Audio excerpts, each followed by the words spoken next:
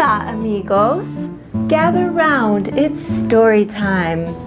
We're coming up on Los Dias de los Muertos, so I figured I would tell you the story about that time I walked into Mexico.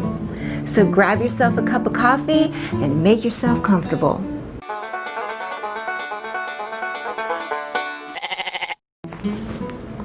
Our story begins way back in 1990 when the only person that I was ever truly in love with shattered my heart and dumped me like a sack of rotten potatoes. Just one of a myriad of plot twists that altered my destiny and shaped me into the astonishing human being that I am today. Can a destiny be altered?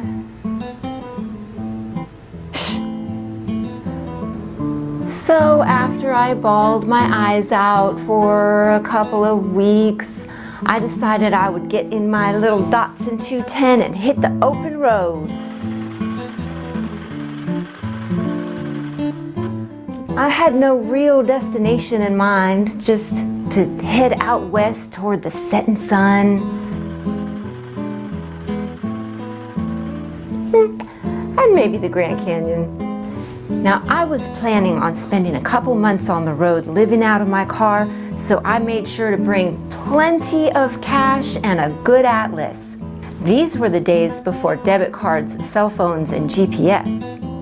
Heck, I didn't even have a camera. But I did have a Sony 8mm video camcorder.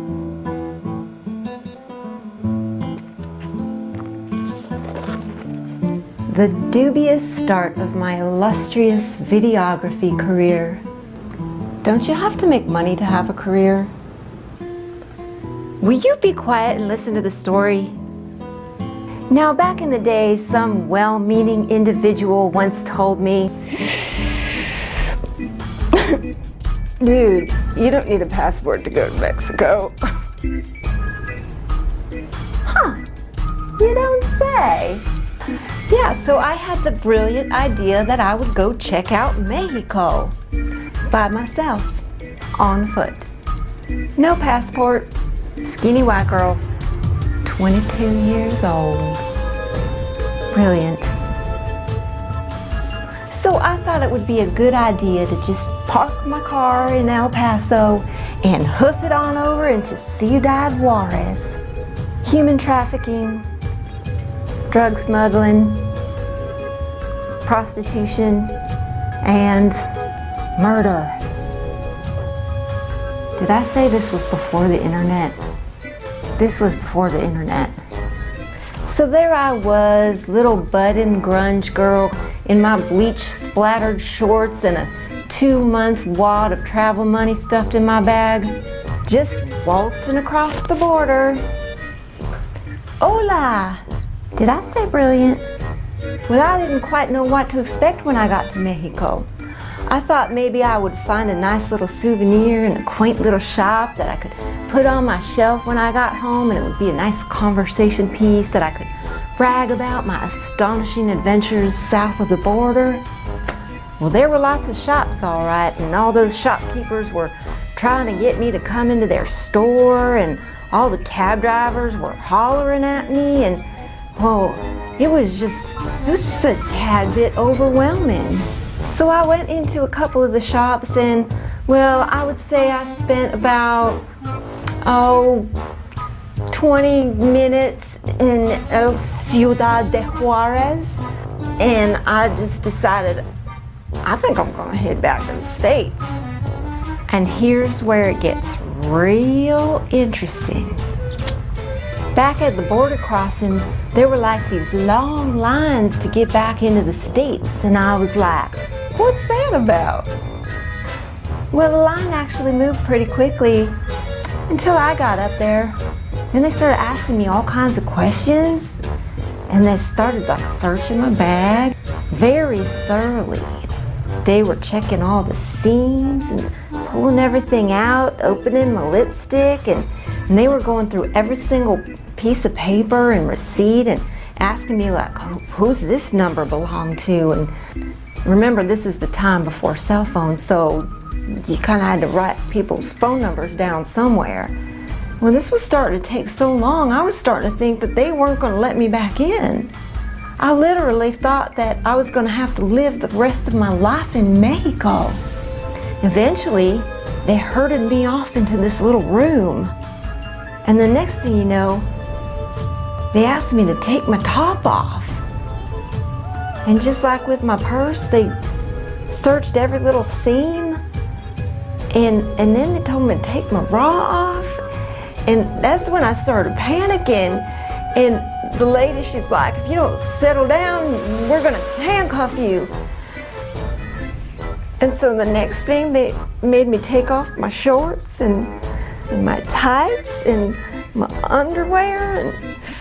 And then they told me to face the wall and put my hands up on the wall and spread my legs, and they made me squat down, I guess to make sure I wasn't hiding anything in my...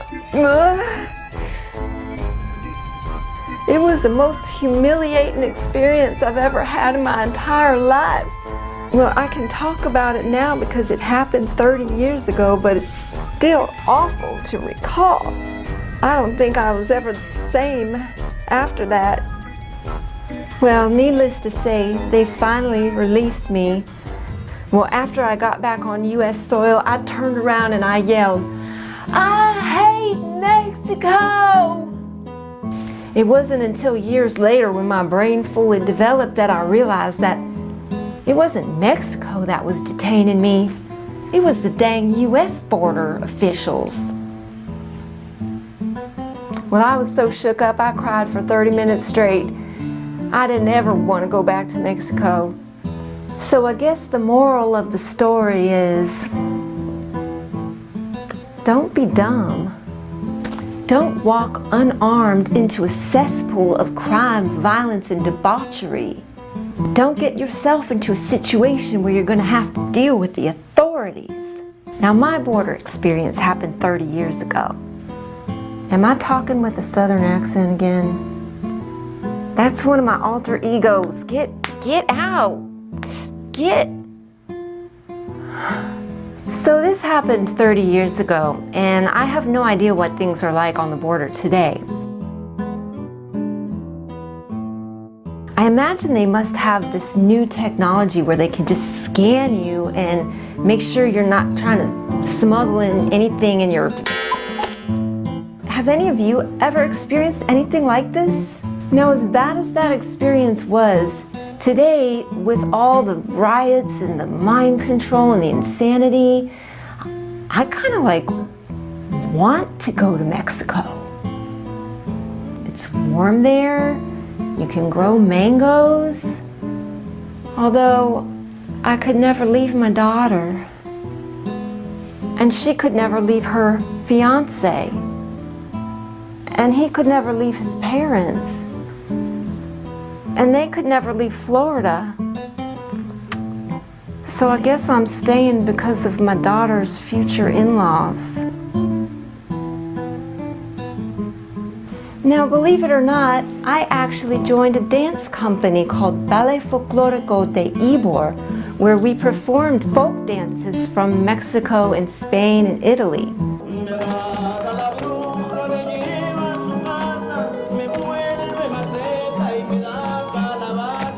So the director of the company and her husband were from Mexico, and her husband used to say to me, "Cristina, in the studio you are like Pavlova, but on the street you are like Charlie Chaplin."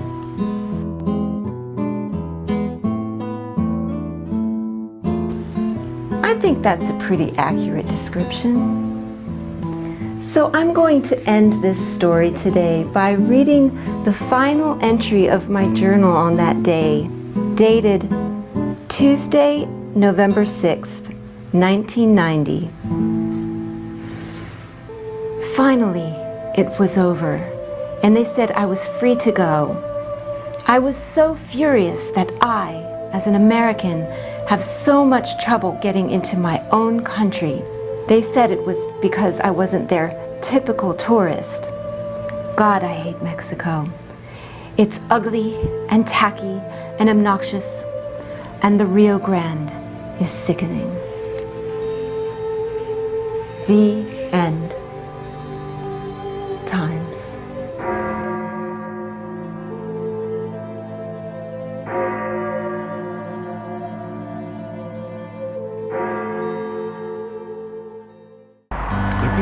Hey folks, thanks so much for watching. If you enjoyed this video about one of my many misadventures in life, then go ahead and subscribe.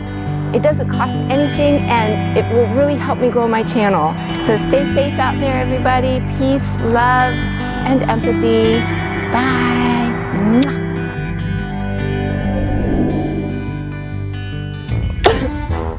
Dude. Ugh.